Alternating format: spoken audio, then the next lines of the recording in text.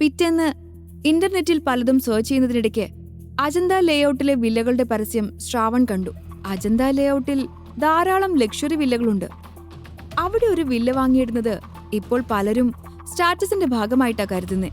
എന്നാൽ ശ്രാവൺ അത് നോക്കിയത് താരയ്ക്ക് വേണ്ടിയായിരുന്നു. അജന്ത ലേഔട്ട് കോളേജിന് തൊട്ടടുത്താണ്. തന്നെയല്ല, വളരെ സുരക്ഷിതമായ ഏരിയയും. ശ്രാവൺ അവിടെ എത്തി. വളരെ മനോഹരമായ ഒരു ഇടമായിരുന്നു അത്. വില്ല നോക്കാനായി നേരത്തെ വന്നവരെ വർഷ ഉപചാരപൂർവം അവിടെ ഇരുത്തിയിരുന്നു. ശ്രാവൺ മുന്നോട്ട് വന്നപ്പോൾ അറിയാതെ അതിലെ ഒരു സ്ത്രീയുടെ കാലിൽ ചവിട്ടി. ഇഡിയറ്റ്, നിനക്കെന്താ കണ്ണില്ലേ? ആൾക്കാർ ഇവിടെ ഇരിക്കുന്നത് കാണുന്നില്ലേ? മനുഷ്യന്റെ കാല് പോയി. ഇതൊക്കെയാണോ നിങ്ങൾ പറയുന്ന സുരക്ഷ? സോറി സർ, അവനെ ഇവിടുന്ന് ഇപ്പൊ മാറ്റിത്തരാം എന്ന് പറഞ്ഞ് വർഷ ശ്രാവണിന്റെ അടുത്തേക്ക് നടന്നു. അവൾ അവനെ ദേഷ്യത്തോടെ നോക്കി. മര്യാദക്ക് ഇവിടുന്ന് പോകുന്നതാ നല്ലത്, ഇല്ലെങ്കിൽ എനിക്ക് പോലീസിനെ വിളിക്കേണ്ടി വരും. വർഷ ഒരു താക്കീത് പോലെ ശ്രാവണിനോട് പറഞ്ഞു. പോലീസിനെ വിളിക്കണമെങ്കിൽ വിളിച്ചോ, അതിന് ഞാനെന്തിനാ പേടിക്കുന്നേ? ഞാൻ ഇവിടെ ഒരു തെറ്റും ചെയ്തിട്ടില്ല. ഇവരെ പോലെ തന്നെ ഞാനും വില്ല വാങ്ങാൻ വന്നതാ. തെറ്റ് നിങ്ങളുടെ കയ്യിലാ. അവരോട് നിങ്ങൾ നല്ല പോലെ പെരുമാറുന്നു, എന്നോട് അവഗണനയും കാണിക്കുന്നു. എന്താ മാഡം, കസ്റ്റമേഴ്സിനോടൊക്കെ തുല്യതയോടെ വേണ്ടേ പെരുമാറാൻ? ശ്രാവൺ തന്റെ നീരസം മറച്ചു വെക്കാതെ സംസാരിച്ചു. താനിത് കുട്ടിക്കളിയാണെന്ന് വിചാരിച്ചോ? ഇവിടുത്തെ ഏറ്റവും ലക്ഷറിയസ് ആയിട്ടുള്ള വില്ല വിൽക്കുന്ന കാര്യമാ പറയുന്നേ, അല്ലാതെ കളിപ്പാട്ടോ അല്ല ഇവിടെ കച്ചവടം ചെയ്യുന്നത്. കസ്റ്റമേഴ്സ് ഇരിക്കുന്നു, അതുകൊണ്ട് ഞാനൊന്നും പറയുന്നില്ല. വെറുതെ പ്രശ്നം ഉണ്ടാക്കരുത്. മര്യാദയ്ക്ക് പോകാൻ നോക്ക്. ഇത്രയും പറഞ്ഞിട്ട് വർഷ തിരികെ അവളുടെ സീറ്റിലേക്ക് വന്നിരുന്നു. ഏകദേശം എത്ര രൂപ വരും ഈ വില്ലയ്ക്ക്? അനന്തൻ ചോദിച്ചു. 1 മിനിറ്റ് സർ, ഞാനൊന്ന് ചെക്ക് ചെയ്തോട്ടെ. ഏകദേശം 15 കോടിയോളം വരും. അത് കേട്ടതും അനന്തൻ ഒന്ന് ഞെട്ടി. 15 കോടിയോ? ഓരോ 6-7 ഒക്കെ ആണെങ്കിൽ നോക്കാം. അത് കേട്ടതും വർഷ ഒന്ന് ചിരിച്ചു. ആ എമൗണ്ടിന് ഇതുപോലൊരു വില്ല കിട്ടില്ല സർ. ഇത് വളരെ സ്പേഷ്യസ് ആണ്. തന്നെയല്ല, ഫർണിച്ചർ മുഴുവനും വില കൂടിയ മരങ്ങൾ കൊണ്ടാ പണിതീർത്തിരിക്കുന്നത്. അതിന്റെ ഇന്റീരിയർ ചെയ്തതും ഇന്ത്യയിലെ തന്നെ നമ്പർ 1 ഡിസൈനിങ് ടീമാ. അതുകൊണ്ടാ സർ ആ വില്ലയ്ക്ക് മാത്രം ഇത്രയും വില. വർഷ വിശദീകരിച്ചു കൊടുത്തു. ഞാൻ പറഞ്ഞല്ലോ, എനിക്ക് അത്ര വലിയ തുകയ്ക്കൊന്നും വീട് വാങ്ങാൻ കഴിയില്ല. 5-6 ഒക്കെ ആണെങ്കിൽ നോക്കായിരുന്നു. അനന്തൻ നിരാശയോടെ പറഞ്ഞു. സർ, ആ വിലയ്ക്ക് ഞങ്ങളുടെ മറ്റു വില്ലകളുണ്ട്. വിരോധമില്ലെങ്കിൽ നമുക്ക് അതൊന്നും നോക്കാം. വർഷ അയാളോട് പറഞ്ഞു. ഏയ്, അതൊന്നും പറ്റില്ല. ഞങ്ങൾക്ക് ഈ വില്ല തന്നെ വേണം. നിങ്ങൾ കുറച്ചു നേരം ഒന്ന് വെയിറ്റ് ചെയ്യ്. ഞങ്ങളുടെ ഫ്രണ്ട്സിനെയും കുറച്ച് റിലേറ്റീവ്സിനെയൊക്കെ ഒന്ന് വിളിച്ചു നോക്കട്ടെ, അവർ സഹായിക്കും. ശ്രീദേവി വാശിയോടെ പറഞ്ഞ് ഫോണും എടുത്തുകൊണ്ട് പുറത്തേക്ക് പോയി. നല്ലൊരു കച്ചവടം നടക്കുമെന്ന് കരുതിയിരുന്ന വർഷയ്ക്ക് ഇതൊരു വലിയ നിരാശയായി. അവൾ അവിടെ നിന്ന് പോകാതെ നിൽക്കുന്ന ശ്രാവണിനെ നോക്കി. നല്ലൊരു കച്ചവടം നടക്കുമെന്ന് കരുതിയതാ. അതെങ്ങനെയാ? നിങ്ങളുടെ എരണം കെട്ട മുഖമല്ലേ രാവിലെ തന്നെ കണി കണ്ടത്. ഇനിയെങ്കിലും ഒന്ന് ഇറങ്ങിപ്പോയി ഇവിടുന്ന്, വർഷ ദേഷ്യത്തോടെ പറഞ്ഞു.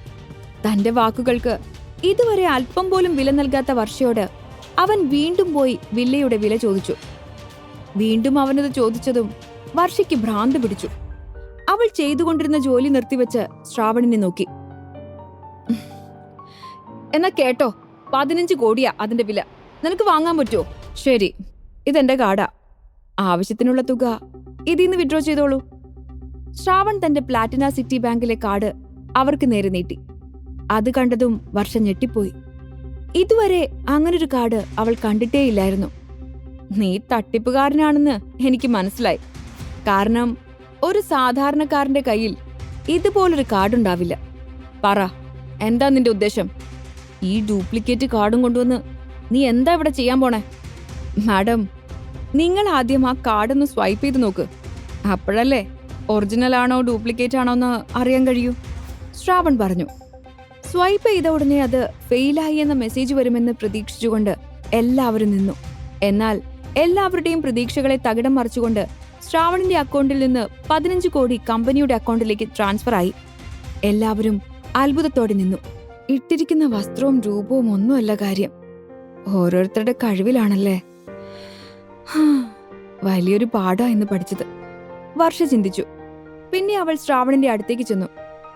സാറിന്റെ കാർഡ് എന്ന് പറഞ്ഞ് അവന്റെ പ്ലാറ്റിനം കാർഡ് അവന് നേരെ നീട്ടി. സർ, 1 മിനിറ്റ്, വർഷ അവനെ വിളിച്ചു. സർ, വാങ്ങാൻ പോകുന്ന ഈ വില്ല ഒന്ന് കാണണമെന്നില്ലേ സാറിന്? വരൂ, നമുക്ക് പോയി ഒന്ന് കണ്ടിട്ട് വരാം, വർഷ പറഞ്ഞു. അതിന്റെ ഒന്നും ആവശ്യമില്ല. എന്തായാലും ഞങ്ങളുടെ കോളേജിന്റെ ഡോർമെട്രിയേക്കാളും ഭേദമാണല്ലോ, അത് മതി. അത്രയും പറഞ്ഞ് ശ്രാവൺ ഇറങ്ങി നടന്നു. 15 കോടിയുടെ വീട് വെറും ഒരു കോളേജ് ഡോർമെട്രിയോട് ഉപമിച്ചത് അവൾക്ക് വിശ്വസിക്കാനാവാതെ വർഷ അവിടെ തന്നെ നിന്നു. വില്ല വാങ്ങിയതിനു ശേഷം ശ്രാവൺ നേരെ പോയത് ടൗണിലെ കാർ ഷോറൂമിലേക്കാ. ഷോറൂമിലെ ജീവനക്കാരൻ അവനെ ആദ്യം ഒന്ന് സംശയത്തോടെ നോക്കിയെങ്കിലും മാന്യമായി തന്നെ ശ്രാവണിനോട് ഇടപെട്ടു. ഏറ്റവും പുതിയ മോഡൽ ബസ്സാണ് ശ്രാവൺ കണ്ണു ചിമ്മുന്ന നേരം കൊണ്ട് ബുക്ക് ചെയ്തത്. അതുകൊണ്ട് സെയിൽസ്മാൻ വളരെ മാന്യമായി തന്നെ ശ്രാവണിനെ അവിടെ നിന്നും യാത്ര അയച്ചു. അവിടെ നിന്നിറങ്ങിയ ശ്രാവൺ നേരെ ബസ് സ്റ്റോപ്പിലേക്ക് നടന്നു. അവിടെ നിന്ന് ഏതെങ്കിലും ഓട്ടോയോ ടാക്സിയോ കിട്ടും, അതിൽ കയറി ഹോസ്റ്റലിലേക്ക് പോകാനായിരുന്നു തീരുമാനം. പക്ഷേ അപ്പോഴേക്കും അവന് ചൈത്രയുടെ കോൾ വന്നു.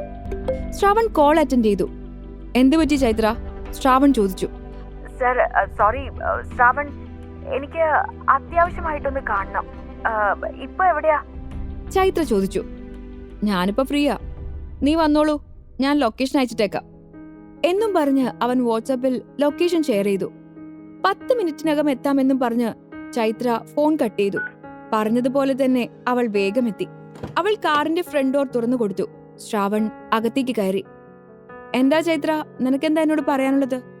ശ്രാവൺ ചോദിച്ചു. പ്ലീസ് വെയിറ്റ്, ഞാൻ പറയാം എന്നും പറഞ്ഞ് ചൈത്ര വണ്ടി മുന്നോട്ടെടുത്തു.